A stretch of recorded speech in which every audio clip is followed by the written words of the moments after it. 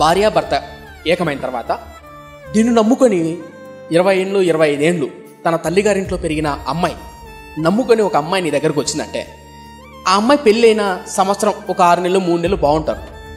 భార్యతో కొంతమంది ప్రేమగా మాట్లాడతారు. ఒక బిడ్డ పుట్టేంతవరకు 2 బిడ్డలు పుట్టేంతవరకు ప్రేమగా మాట్లాడిన తర్వాత అసలు ఆ అమ్మాయి ఆలనా పాలన ఏంటి, ఆ అమ్మాయి గురించి ఏంటి, ఆ అమ్మాయి ఎలా బతుకుతుంది ఏంటి అసలు పట్టించుకోవడానికి మగవాళ్ళు ఎంతోమంది ఉన్నారు. కొంతమంది తల్లులు బోర్డు అని ఏడుస్తారు. నా పెళ్ళైన కొత్తలో బాగా మాట్లాడాను, ఇప్పుడు పట్టించుకోవట్లేదు. సంవత్సరం 6 నెలలు మాట్లాడు తర్వాత వీళ్ళు కోవిడ్కి వెళ్తారు, ఖత్తర్కి వెళ్తారు, ఇంకో దేశానికి వెళ్తారు, ఇంకో ప్రాంతానికి వెళ్తారు, పట్టించుకోబడ్డారు. నాకు ఆశ్చర్యమైన విషయం చెప్పనా, అప్పుడప్పుడు స్కూల్లో కాలేజీల్లో science, Telugu, Hindi, English, maths పెడతారు కదా, ఉంటాయి సబ్జెక్టు.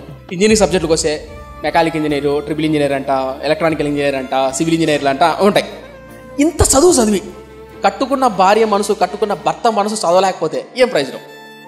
ఎందుకంటారా, ఇంటికి వెళ్ళిన తర్వాత కష్టపడి ప్రయాసపడి సాయంత్రం ఉద్యోగం అంతా మానేసిన తర్వాత వ్యాపారం అంతా అయిన తర్వాత ఇంటికి వెళ్తానే భార్యాభర్త మధ్య సఖ్యత సమాధానం లేదనుకో, నెమ్మదిగా పడుకుంటారా? నిద్ర వస్తుందా?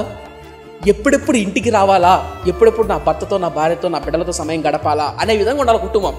అలా ఉండాలంటే అర్థం చేసుకోవాలి, భార్యను భర్త అర్థం చేసుకోవాలి, భర్తను భార్యను అర్థం చేసుకోవాలి, భరించాలి, ప్రేమించాలి, సహించాలి, పోషించాలి.